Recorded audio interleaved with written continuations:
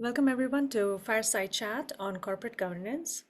I'm Nisha Sridhar, Marketing and Events Manager, and it's great to see you all here today. It's with gratitude and respect that we acknowledge the lands on which Foresight operates are the traditional, unceded, and ancestral territories of the First Nations, Inuit, and Métis people. And for myself, I'm speaking to you from Calgary, which is within the Treaty 7 territory. These are the traditional lands of the Blackfoot Confederacy, the Siksika, Kenai, Piikani First Nations, the Tsuut'ina First Nation, and the Stoney Nakoda First Nation. Before we start, I want to say a few words about Foresight. Foresight is Canada's clean tech accelerator, and our goal is to make Canada the first G7 country to reach net zero. We work tirelessly to position Canada as a global leader in clean technology. We bring together clean tech innovators, industry partners, investors, government, and academia to address today's most urgent climate issues and support a global transition to a green economy. Before we begin, here are a few housekeeping notes. Please use the Q&A option to post your questions to the panel. This session will be recorded and you will receive the recording in a couple of days.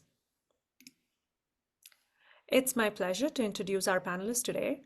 Mark Melke, Associate Corporate and Securities, MLT Aikens, and Stephanie J. Simons Darcy, Associate MLT Aikens, and James Shapea from Foresight, who will be moderating the session. Let's start with James, who will introduce the panel. Over to you, James. Thanks, Nisha, and welcome everybody. I'm super excited to be part of this session today, and I bet you're kind of wondering, it's New Year, and how did he lose it already that he could be excited about something like governance? The governance, and I before we get into governance, I got to thank MLT Aikens for their help on this, not just this session, but Foresight is now we're running a governance course because I think this is so important to what goes on with all companies, not just early stage, and I think governance is something that is kind of misunderstood or not necessarily done the best. And so, Mark and Stephanie, thank you so much for your help in pulling that course together. Super important. And we've already run it once, but we will continue to do it. So, governance, why are we doing this session? Before I get into letting Mark and Stephanie introduce themselves, this is going to be a little bit different fireside chat for those who have participated in the past. We're going to actually let Mark and Stephanie do a bit of a presentation. So they've got pulled together for us a number of slides that are going to be really helpful. And for those of you that participate and actually fill out the thing that Nisha will send you in the end of commentary what you thought of this, you could probably ask nicely and get a copy of that. But that's going to be, I think it will be helpful in your journey on governance. So why is governance so important? Well, there was a study that I had read I think Forbes had put it out, that when you look at early stage companies, the numbers show that over 40% of the CEOs post doing their initial raise are fired within 3 years of the raise. So what's going on? We recently saw what happened just last year with Sam and OpenAI. That's going to be an interesting case study, and I think Stephanie might even provide us some color on that one. The governance is a major issue. So what is governance? Why do we do it? How are we supposed to do it? What's going on? I want to now turn this over to Stephanie and Mark to introduce MLT and themselves, and you can start with letting us know what is governance. Stephanie. Thanks, James. So just as was mentioned, Mark and I are lawyers at MLT Aikens, and we're a full-service corporate law firm based in Western Canada. So Mark and I are both in the Calgary office, but MLTA does have offices across Western Canada, and we're happy to assist with things across the country, I believe. As mentioned, my name is Stephanie Simons Darcy. I have a broad corporate and commercial practice, but I really specialize in energy, renewable energy, eco-tech or clean tech, as well as construction and infrastructure. I'm very excited to be here and talk a little bit more about corporate governance, but I think before we get into that, I'll let Mark introduce himself as well. Perfect. Thanks, Stephanie, and thank you, James and Foresight, for inviting us here to speak with everyone today.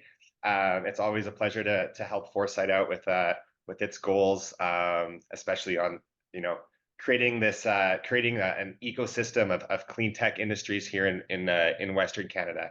So as mentioned, my name's Mark. I'm a corporate and securities associate here at MLT Aikens. Basically, what that means is I do all things related to corporations. I can start with the setting up your company, your initial corporation, help you through your first seed round financing, moving on to your Series A financing, and helping you all the way up to that IPO or that initial sale. So I've been doing it for about 7 years now, and I love it. I like watching those companies grow from incorporation to fundraise to exit event. It's my bread and butter. So more than happy to speak with everyone today about corporate governance and dive into some more specific issues here. So as James mentioned, corporate governance, it's a big topic. We're going to go through this presentation pretty quickly. As he mentioned, lots of it's going to be the presentation is going to be available after. So as Stephanie and I are kind of mortaring through some of these slides, just know that some of the content you'll be able to access after. Yeah, so what is corporate governance, Steph? Right. And I just also want to just mention, if you have any questions throughout the presentation, please feel free to put them in the Q of A, and we'll try to answer as many as we can as well. So corporate governance is an umbrella term, and we're talking about all the mechanisms, relations, and processes through which a company is run. And this is really important because it's the foundation of everything else that you are doing and trying to accomplish. And as James mentioned, I think we're all familiar with OpenAI and the rather dramatic repercussions of their governance situation that played out rather publicly last year. And I don't want to get into that too much. We've all read the news. But I think OpenAI is a really good case study in what happens when you try to reinvent the wheel. Lots of you are innovators. OpenAI is an innovator, but choosing where you're going to innovate is very important, as opposed to trying to do things that are new for the sake of new. So corporate governance might come from a variety of sources. That includes corporate and securities law, but it can also originate with institutional investors, with government, and with your educational institutions. Corporate governance starts with your incorporation and establishing a board, and we'll get into all of this throughout the presentation, but it's also really important that you're thinking about things like stakeholder relationships, the composition of your board, and your business ethics. Next slide, please.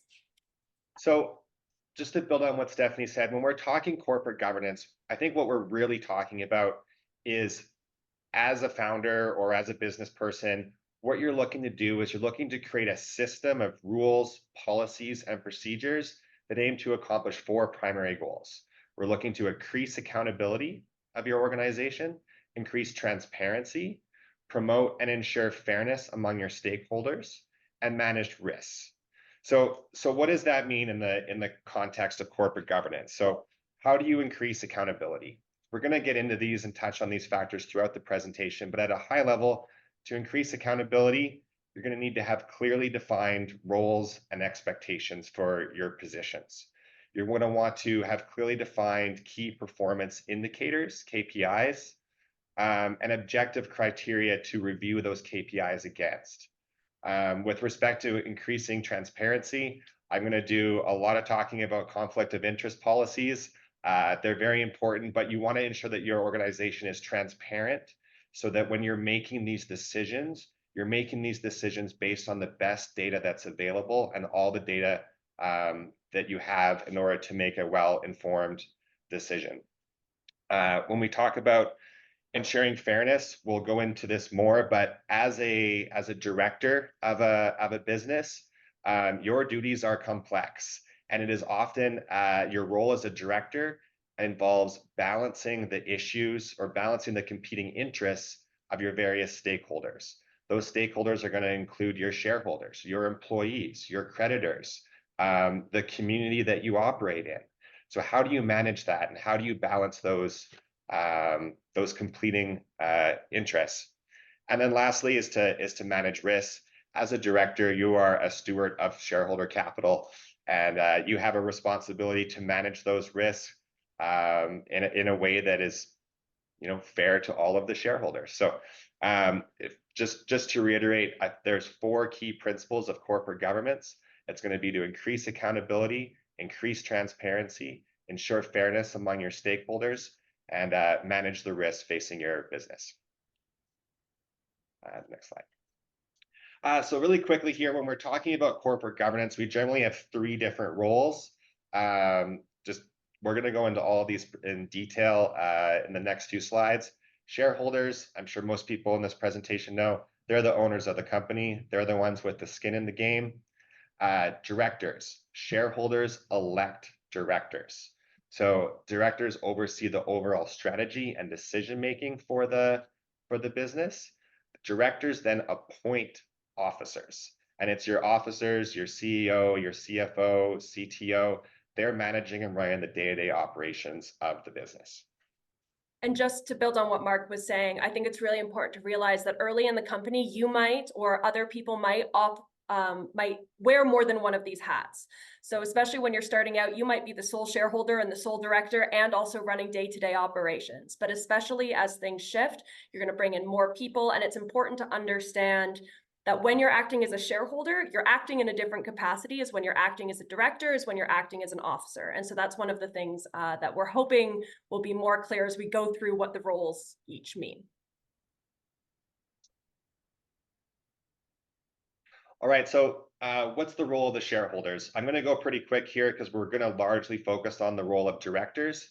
But as I said earlier, the shareholders elect the directors. So the shareholders are often afforded the opportunity under the legislation to vote on certain matters. Such matters would include approval or waiver of the auditor, approval of certain significant transactions, approval of fundamental changes to the corporation's structure, and other items. As a shareholder, you do have certain rights, approval rights and information rights. So you have a right to examine certain corporate records of the corporation and a right to receive the financial statements.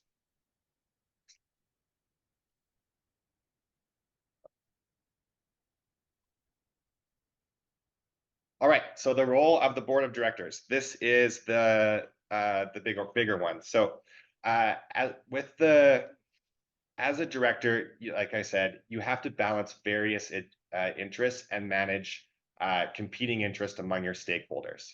So this has actually been codified in the legislation in the Canada Business Corporations Act. And I'm going to get a little bit nerdy and read from it, but the wording is pretty important. So the legislation says that when determining what is in the best interest of the corporation, so the best interest of the corporation, the directors may consider the following: shareholders.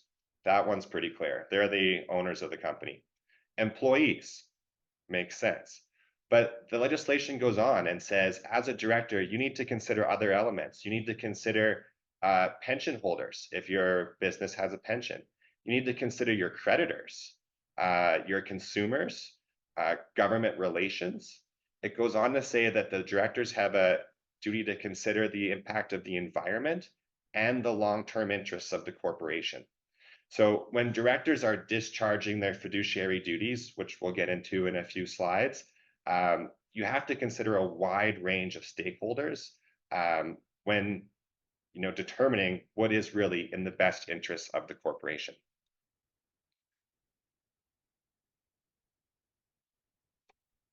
Role of officers. Officers also have fiduciary obligations to the corporation, which we'll get into, but the role of officers is a lot more managerial. If the role of directors is to provide strategic advice to the corporation, measure that strategic advice, create key performance indicators to measure the officers. The officers are the ones actually managing the day-to-day business of the corporation. So what is your role as a director when it comes to the officers? Well, you're going to want to be setting key performance indicators for your officers so that you can measure their performance. What does that really mean? it means we're going to need to set objective performance criteria to measure and analyze the effectiveness of your CEO, your CFO, your CTO. So how do you do that? It's going to be different for every organization. Generally, the process, if you're setting this up for the first time or it's a new board, first step is benchmarking. What is the past performance of the corporation? What are the past performance of the people operating as the CEO, CFO, CTO? It's going to be challenging to always have objective factors to benchmark this performance against. For example, some easy ones, revenue, new customers.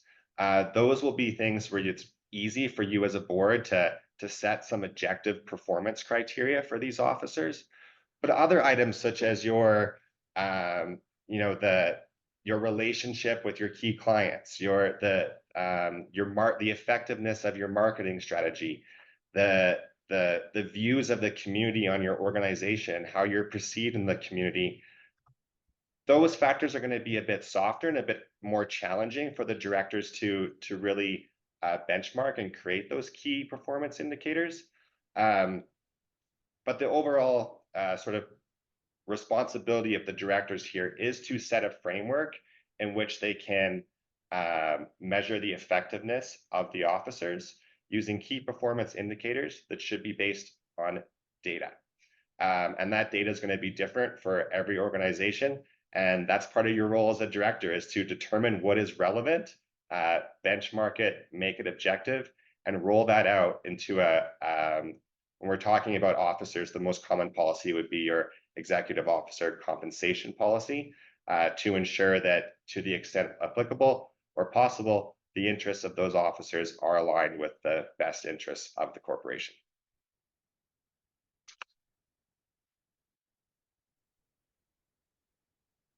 So Mark has already covered most of what fiduciary duty is, but I just want to highlight that fiduciary duty is one of the highest duties that can be imposed by law. So we should take it seriously. And what it really means is that you have to act for the benefit of the corporation when you're acting as a director. And this, can you actually move to the next slide, please?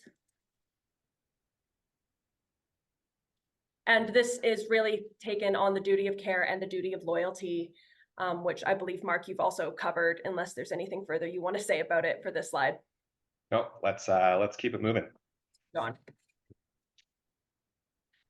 I do want to talk briefly about the courts. And obviously, the goal is always to avoid courts and avoid claims. But it is important to understand how the law sees your duties. So the good news is that there's a presumption at law and therefore by the courts that you are acting in good faith and in the best interests of your company when you're acting as a director or officer. So what that means practically is if you can demonstrate that you had a reasonable decision-making process and you did your due diligence, you will not be held personally responsible. So that doesn't mean that you're shielded from all professional consequences or that your company isn't going to have consequences from your decisions, but it means you personally will not face liability. In practice, this means seeking out advisors such as lawyers or accountants and listening to advice. It means being clear in your decision-making. These, don't make big decisions off of the flip of a coin. But the important part is that you're not personally liable if a business call doesn't pan out. That's part of business. I believe we actually got a question on this as well, Mark. So, Okay, excellent. So there are some key distinctions between these fiduciary obligations that Stephanie and I have been discussing between Canada and the US. And it impacts you, especially when you're expanding to the US or considering potentially bringing on a US investor. So in Canada, as discussed, directors are required to consider a range of stakeholders when determining what is in the best interests of the corporation. That range of stakeholders includes employees, creditors, pension holders, the community, and the environment. In the US, the duty is owed only to the shareholders. This is referred to as the shareholder primacy model in the US. It's a different approach to corporate governance than we have here in Canada, which has a more expansive contextual duty that the directors have.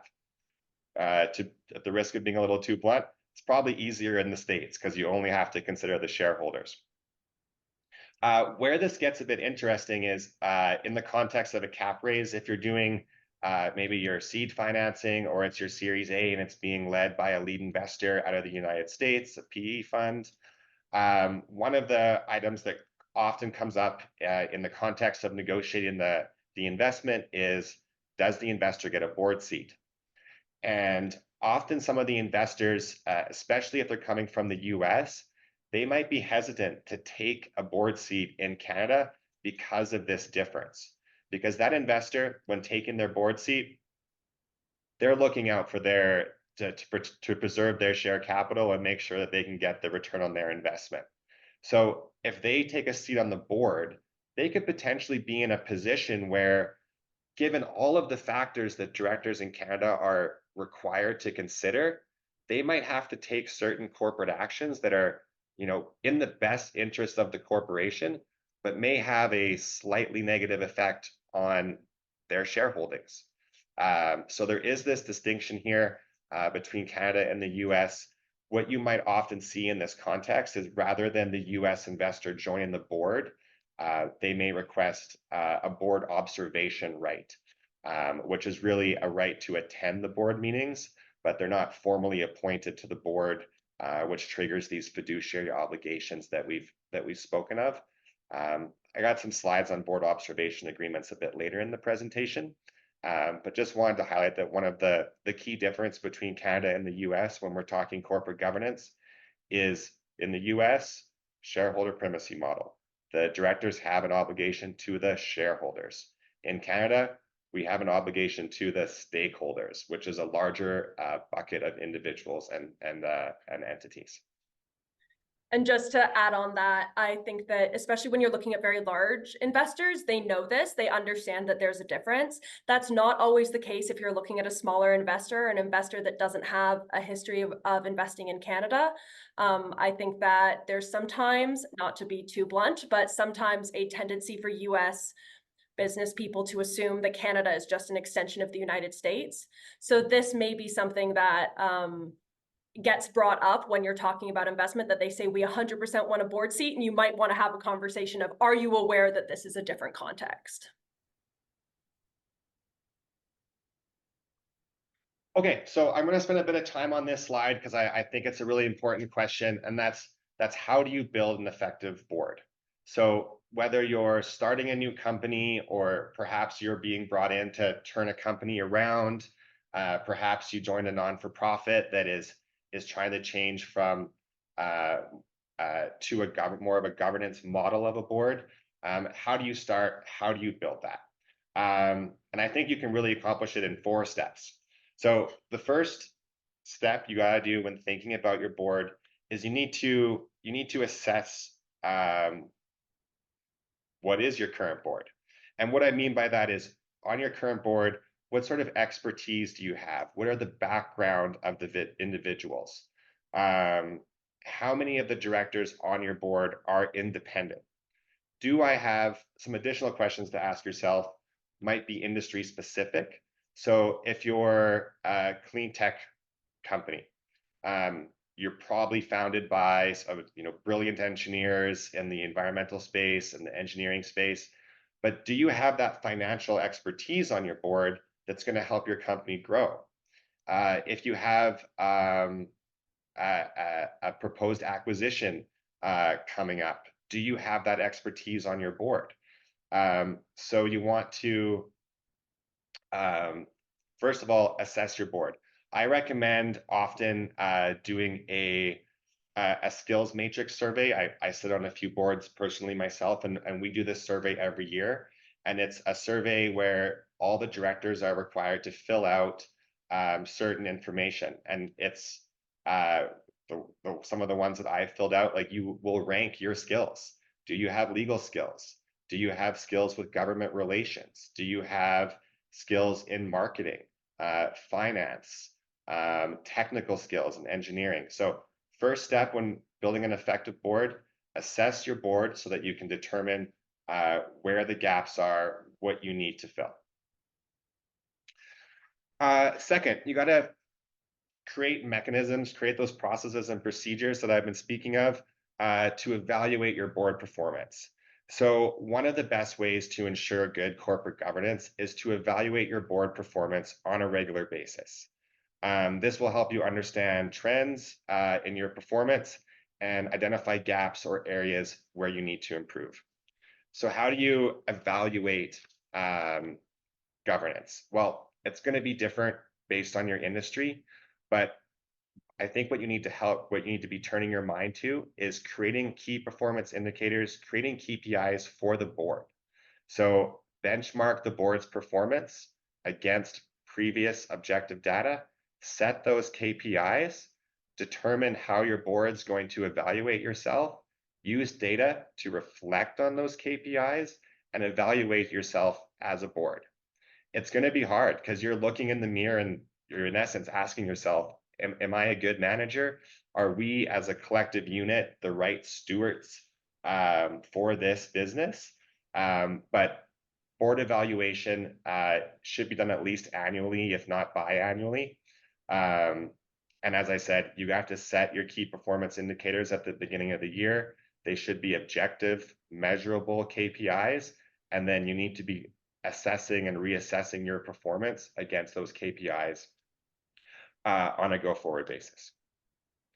So that sort of leads to one of the next common questions is like, what size should my board be? If you founded a new company, the initial board might just be one, or it might be you and your co-founder.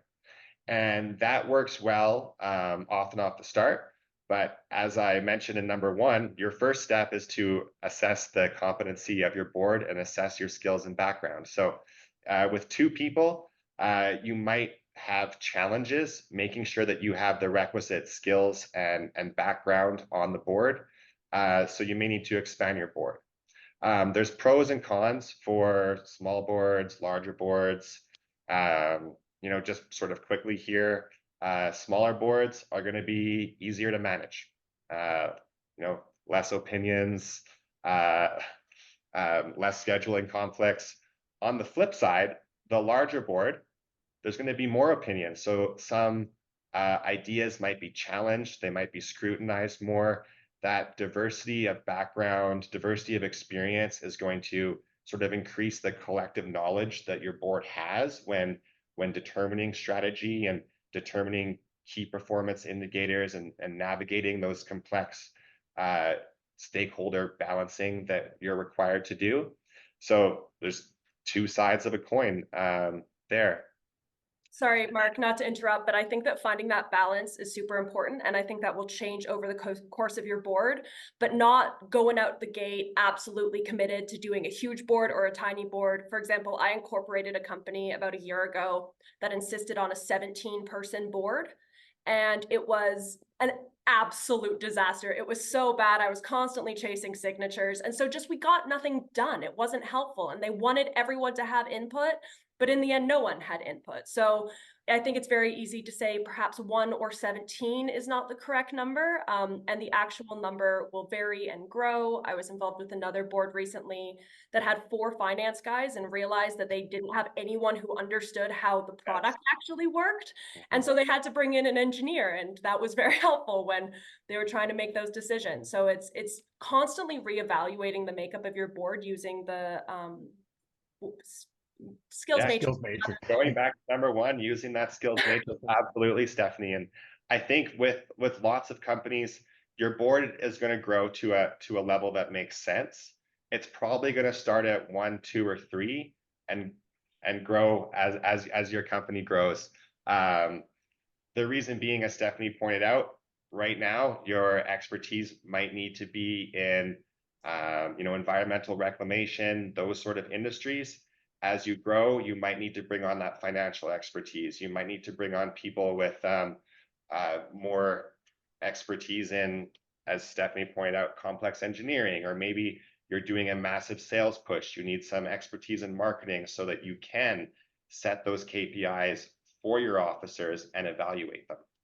I want to step in just quickly on this because I cannot stress how important that skills matrix actually is, because it forces you to think through.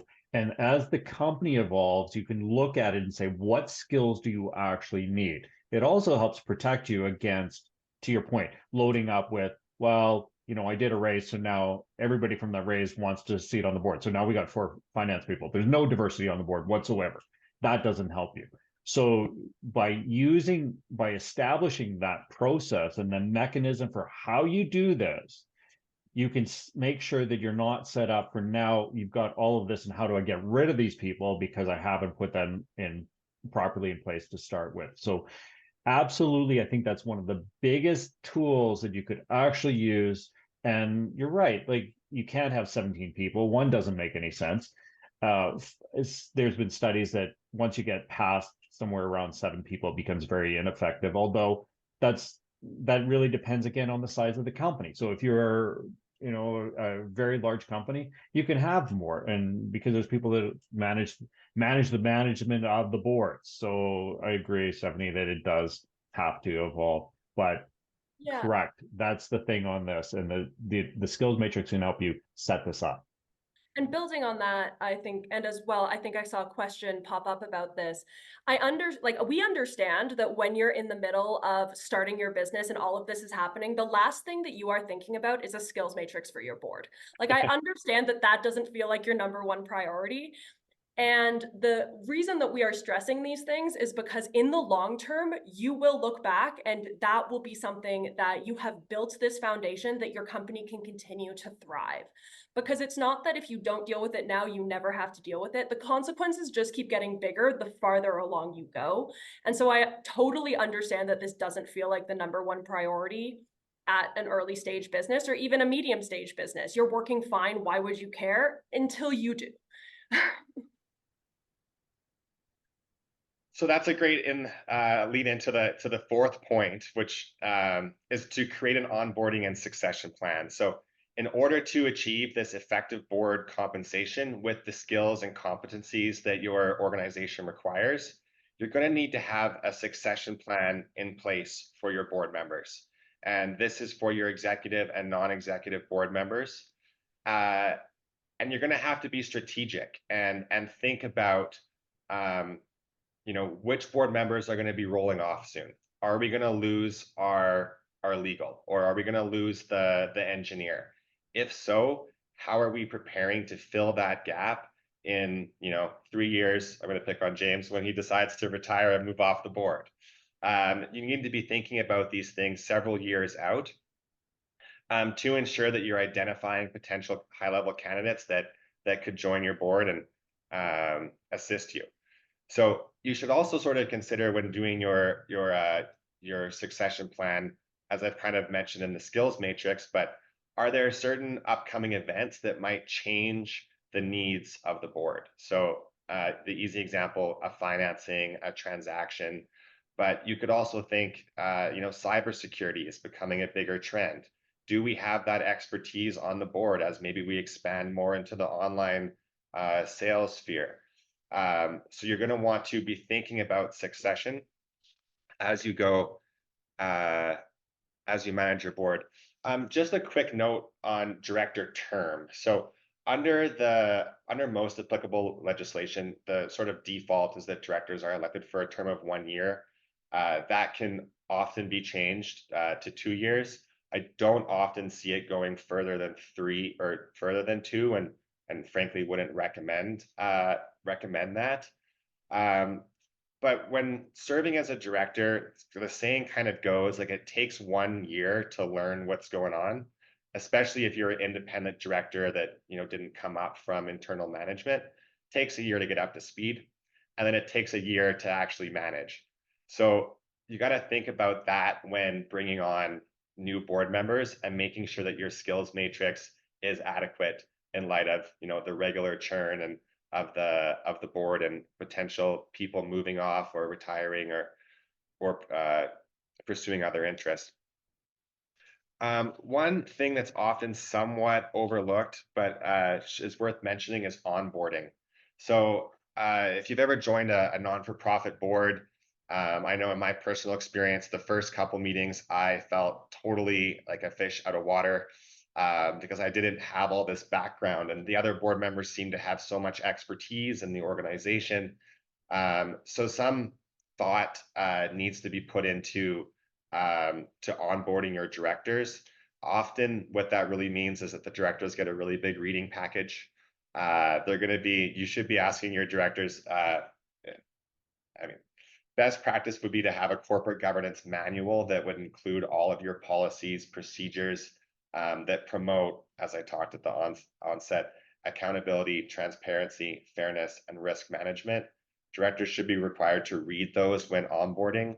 If your company creates strategic plans, new directors should have access to those strategic plans. In the organizations that I'm on, we actually have a few sort of informal meetings with the new directors after they've had an opportunity to review the material so that they can ask questions, get up to speed.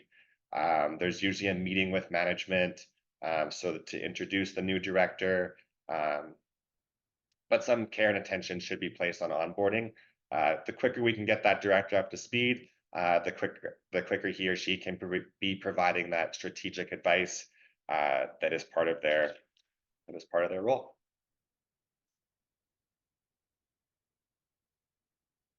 So I see we got a question just quickly about fiduciary obligations in the UK and Norway. I can speak to the UK because I know a little bit about that. UK is going to be more similar to Canada when we're talking about those fiduciary obligations. So if we sort of have a corporate law continuum, the US is going to be over here where you are responsible for the shareholders and the shareholders only. Canada has followed a bit more of the UK perspective, which has this more expansive concept of stakeholders. So on I might be nerding out a bit here, but often in corporate law, we have sort of the US here and the UK here, and then Canada is often somewhere in the middle. And on this particular issue, Canada is closer to the UK on fiduciary obligations, having that broad basket of stakeholders to consider. I can't speak to Norway just because, frankly, I'm not sure. I think they might even be civil law, but I would just be speculating on Norway. But for resources, I mean, I hate to defer you to Google, but Google is probably a good resource to at least point you in the direction of some additional resources to learn about corporate governance in Norway. Yeah, I know that some of the like big global law firms will often have like little explainers. Like I believe DLA Piper, for instance, not to plug another law firm, but will often have like here are the explanations of directors in various countries. Obviously, that's not legal advice, but it can help kind of situate in comparison to what we're talking about where different places are. Okay, excellent. So how do you call a board meeting?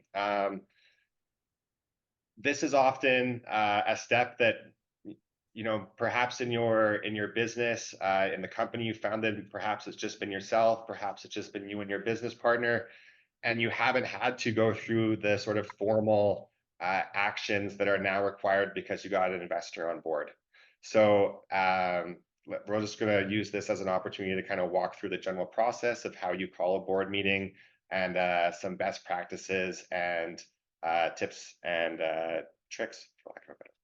So one key item is you got to be providing your directors with adequate notice of the meeting.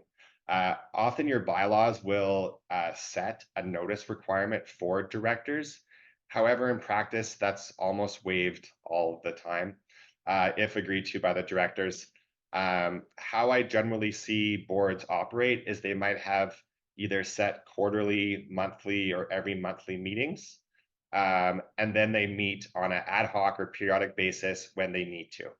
So often it's the chairperson or CEO who's scheduling the director meetings. So key point number one, make sure you're providing adequate notice to the directors. They're busy people. often, especially with early stages, they might be doing this on a sort of a volunteer basis. So make sure they get lots of notice.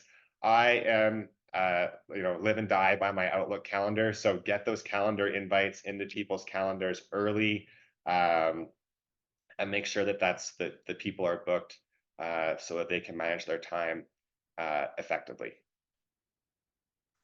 So when sending, so you got your meetings booked. What next? So one thing that I've really found has helped my clients when they're sort of transitioning from a two-person founder board to having some independent directors and maybe an investor on the board also, is to standardize your procedures. Standard procedures make everyone's life easier because it's predictable.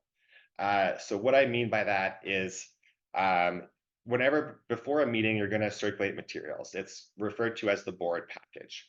Within that board package, there's typically 3 items, maybe 4.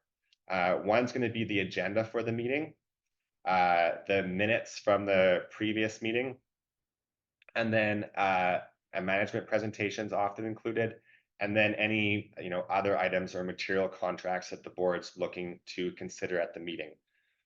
What I've done with my organizations is standardize that agenda template so that most meetings, items 1 through 6, are the same. We are checking the boxes of our corporate governance that we need to check. And then there's always a line for new business, which is sometimes where you get into a bit of the new items that arise from time to time. Often these board packages are hundreds of pages long. So please give your directors at least 5 days to read the materials. I mean, a number of reasons for this. Like number one, if the people haven't read the materials, you're not going to have an efficient meeting and you probably won't accomplish your goals. If you're the CEO of a company and you need the directors to approve a material contract, they're going to need time to review that contract before approving it. So make sure if you're sending them a 100-page contract, think about how long it might take you to review that contract. I know because I'm the guy drafting these things. Sometimes they're not ready 7 days before the board meeting. That's fine. What I would do is I would include a draft. And then when your lawyer sends you an update, recirculate it with a red line showing the changes, a little summary of what the changes are. But key point here is get those materials out to the board with adequate time for the board to review those materials. In those board, yeah, go ahead, James. Sorry, Mark, you're totally correct. And 2 things I want to add on that. So I'd like your commentary about how not just the formal procedure of what you're actually doing now, but then what are some of the things that you can do to help your board members, because you're going to give them the information. And then I'm going to tell you one trick that some companies have figured out. Some of you may be familiar with the virtual data room that's used for fundraising. Virtual data rooms can also be used to manage board materials. And it's actually not a bad way of doing it because you're providing them one place that they always go and they have access to it. And so when they leave the board, you can actually make sure that they do not have stuff unless it's been printed out. They do not actually have electronic records because you can withdraw them. But the interesting part is that if you can, because of some of the virtual data rooms, how they manage, you can actually find out if anybody actually opened up and read their materials.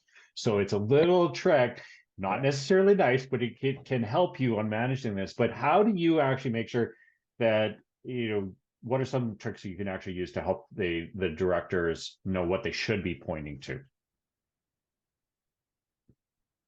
Thoughts on that? Yeah, so sorry.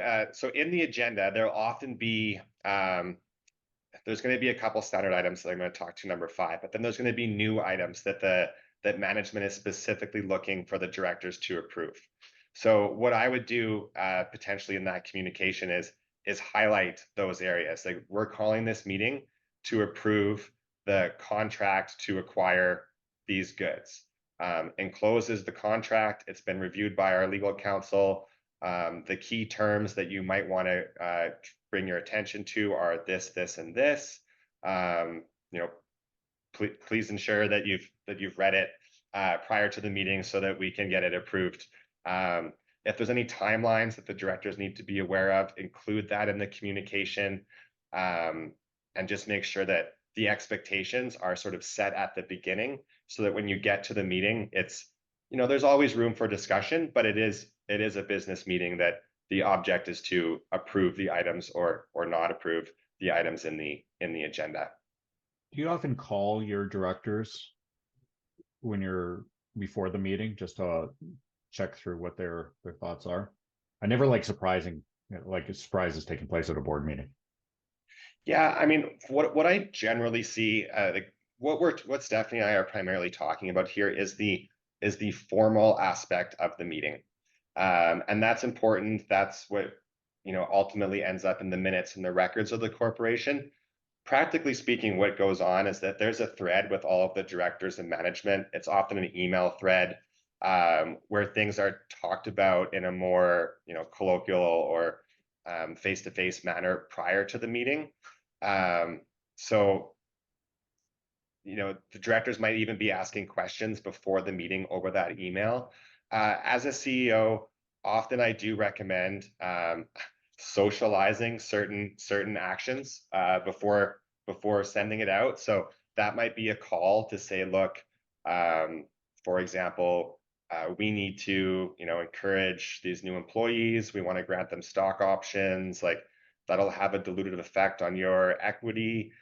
Before, you know, formally presenting it to the board, we just wanted to touch base with you, director, and get your thoughts on that. And I find that can be helpful to sort of softly sort of test the waters for how some actions are going to go before formally advancing it in an agenda for approval.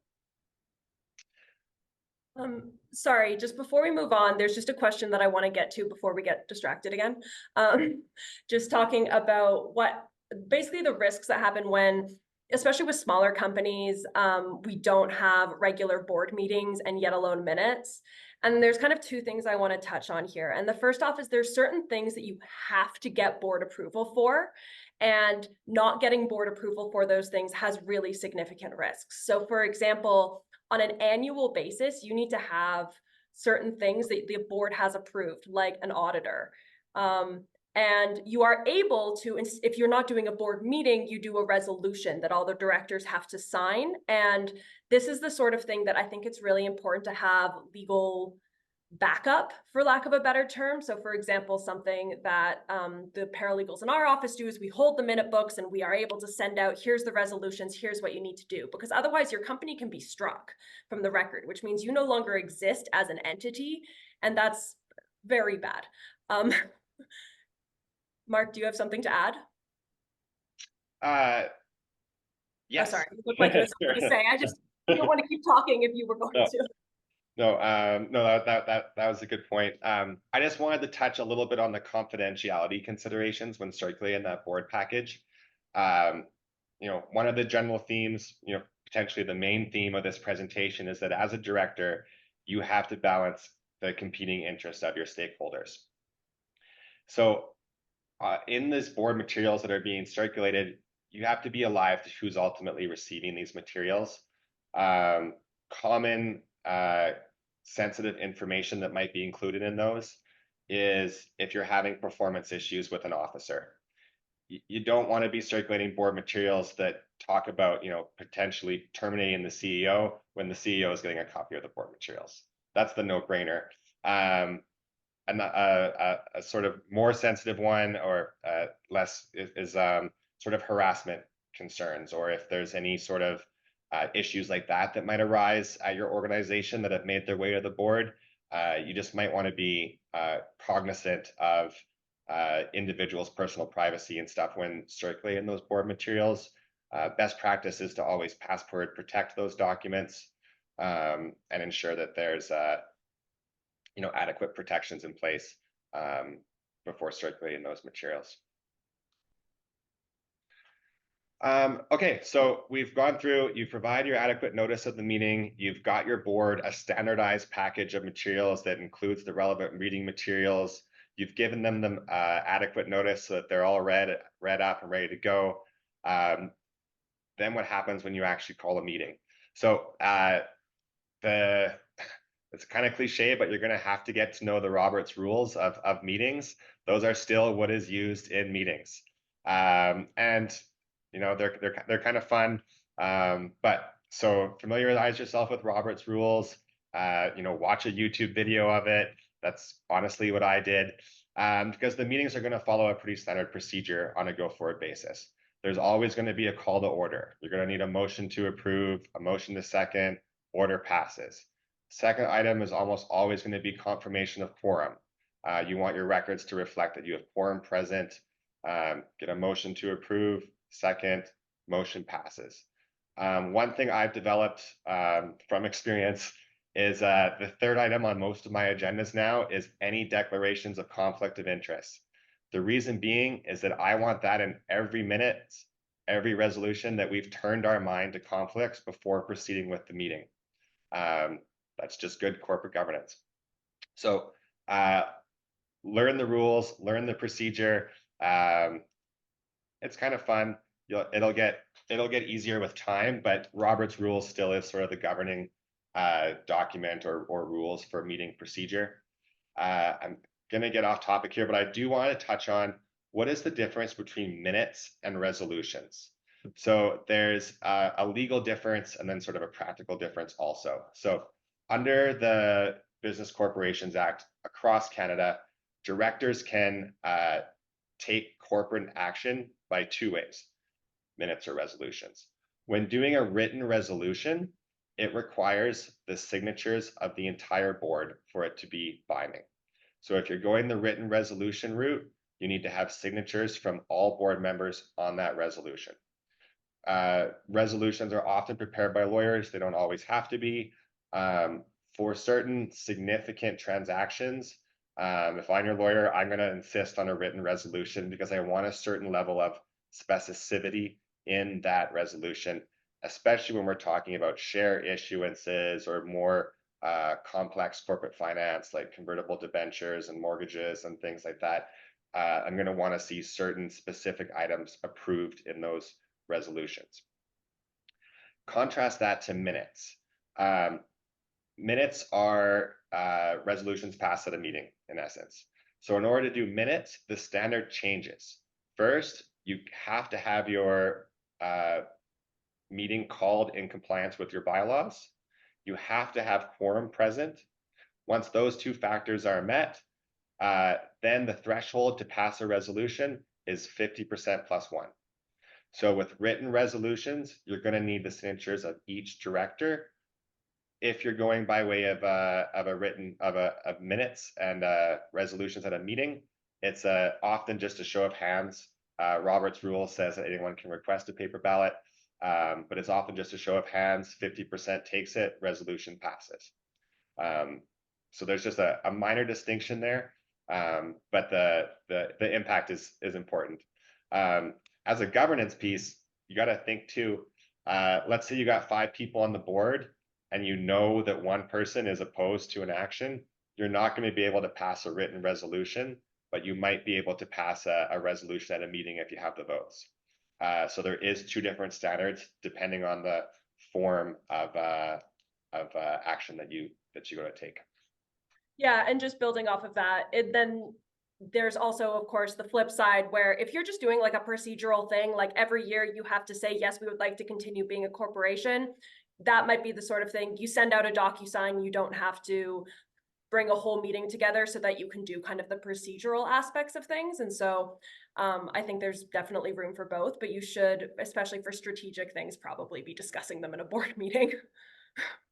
Yes.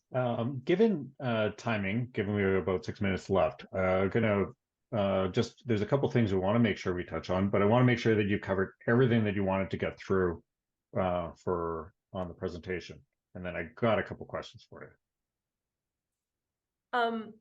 Mark, I don't know about you, but I'm just wondering if we want to go to just the second last slide and talk briefly about when you might want to call a lawyer. Yeah, that's where I was headed. That's where I was actually heading to. Perfect. because it's just, a couple of things. There's been some questions, and maybe you guys want to take a look at it. Compensation for boards is often done through both cash and options. Their board members are employees, so they're entitled to options. We can deal with some of those questions offline later on. But what happens?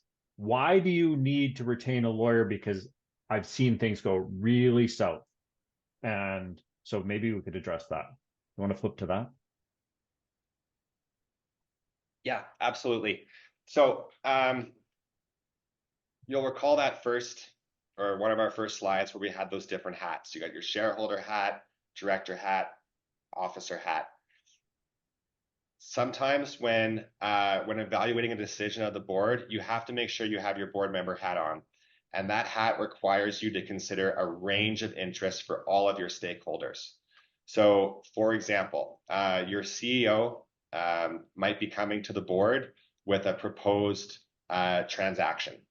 And the CEO and the CFO think that this transaction is in the best interests of the corporation.